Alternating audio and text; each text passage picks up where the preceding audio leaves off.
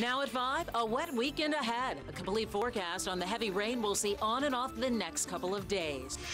And a Santa Fe mother demanding change. And you still have not introduced common sense reform. What she's saying today after her strong words with Senator Ted Cruz. And why the rush? We look at the new push to get your flu shot ASAP. The news starts now.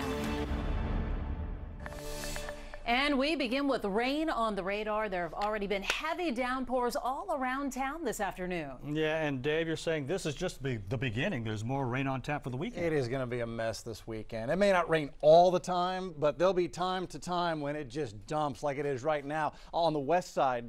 Folks near Copperfield, heading toward Tomball.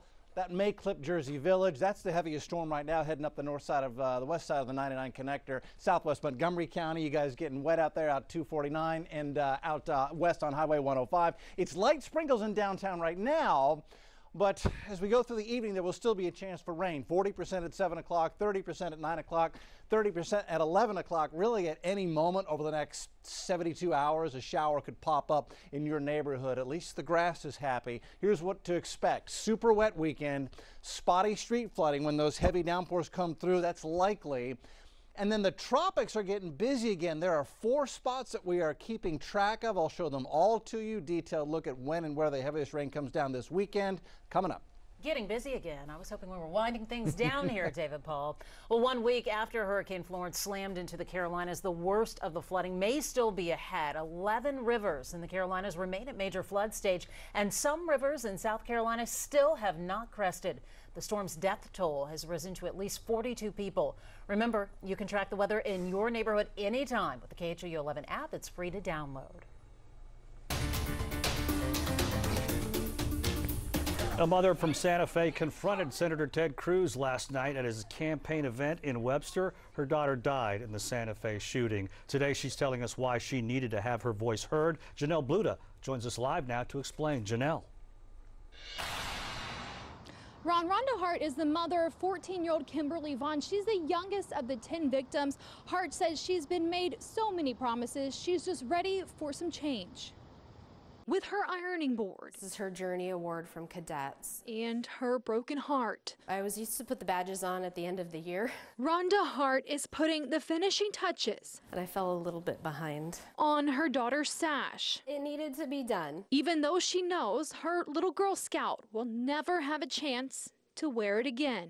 It feels kind of weird. Her life looks nothing like it did only 4 months ago. It's a new home and a new life for her and her 11-year-old son, Tyler. Kind of just a fresh start. Since her daughter Kim died, she's met with them all, the big-name politicians, including the president himself.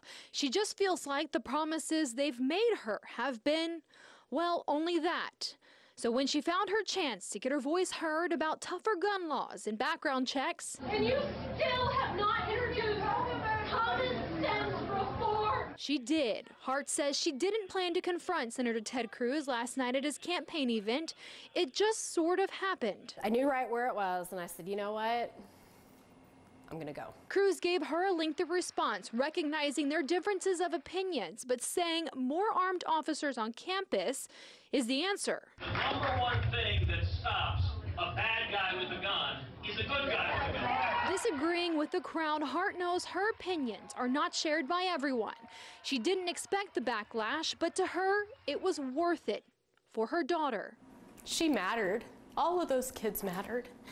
And whether those families align with my views or not, but they were all souls on this planet. They were human beings. Cruz also explained legislation that he introduced 5 years ago that would have given millions to beefing up school security, including adding more officers, metal detectors, and bulletproof doors. But he later said that that was eventually filibustered. Ron? All right, thank you so much, Janelle Bluda. The topic for tonight's debate between Ted Cruz and Beto O'Rourke is domestic policy. So we're asking, what issue do you want to hear about the most? The options: jobs, immigration, or gun control? Give us your take by going to KHOU.com/vote now or by using the KHOU 11 mobile app. And Jason Miles is on the SMU campus tonight for that debate. Jason, this is the first of 3 scheduled debates.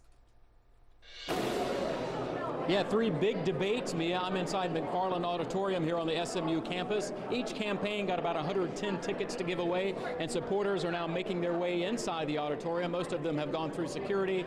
The debate itself gets started at 6 o'clock. The candidates coming in a side door, I'm told. Joining me now live is a SMU political communication professor, Stephanie Martin. And you were telling me the anchors mentioned a couple of, or 3 of the big issues, immigration certainly to come up. Yeah, immigration will be a big one, I would imagine. It's sort of a national, international issue, but certainly it's been in the spotlight all summer. They have different opinions about it. They both think the other one is exactly wrong. Cruz thinks the border wall is a good idea. Beto O'Rourke thinks that it shows a lack of compassion, so I'd expect them to talk about that. Obviously, depending on the poll, this race has gotten tight. Some might say that an incumbent senator might not agree to debates if it had not been this tight. Do you agree? Yeah, I think that it is in O'Rourke's interest to do well tonight. It's a big chance to stand next to Cruz and show that he is ready to fill the shoes of a senator. Cruz, the reason he's here tonight is that I think O'Rourke has managed to close the gap by showing that he's very likable, very poised, can draw a crowd, and Cruz wants to show, hey, I'm likable enough, and you Republicans who might be thinking about breaking away, remember I've been fighting for you and you should stick with me. Right, Professor Stephanie Martin, thanks for joining us. She'll be watching closely, we'll be watching closely, you can watch too, and SMU, I should mention, they think a lot of this debate. They love hosting it. They think it's providing a lot of visibility for the campus. And of course, the next one is right there in Houston at the University of Houston. Guys, I'll have a recap for you tonight at 10. Back to you. All right, we'll see you soon. It's going to be some showdown. Thanks so much, Jason. And we've been watching the votes roll in for our poll question. The question, what issue do you want to hear about the most during tonight's debate between Ted Cruz and Beto O'Rourke? And it looks like 67% of you say immigration, while just 30% say gun control.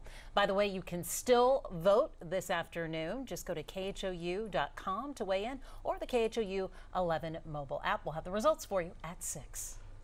The White House and Republicans say despite sexual assault accusations, it's time to move forward and vote on Supreme Court nominee Brett Kavanaugh. Dr. Christine Blasey Ford says she was sexually assaulted by Kavanaugh when they were teenagers. Kavanaugh has denied the allegations repeatedly. Republicans believe that he will be confirmed. I believe with all my heart that very soon, Judge Brett Kavanaugh will be Justice Brett Kavanaugh, and he will take his seat on the Supreme Court of the United States of America. Keep the faith. Don't get rattled by all of this. We're going to plow right through it and do our job. Well, Ford says she is willing to testify before the Senate Judiciary Committee, but only if certain conditions are met, including testifying after Kavanaugh, questioning by senators only, not by outside counsel, and a subpoena for a reported witness. The Senate Judiciary Committee has made a counter offer to Ford, meeting some of her conditions, but not all. They are waiting on her response. Investigators say a man exposed himself to a mother and her 2 children near Timbers Elementary School in Atascocita. It happened yesterday, just before school let out. Deputies came out and later arrested 31-year-old John Hunt. He faces a charge of indecency with a child. The school was notified the children were kept inside the building until deputies found Hunt.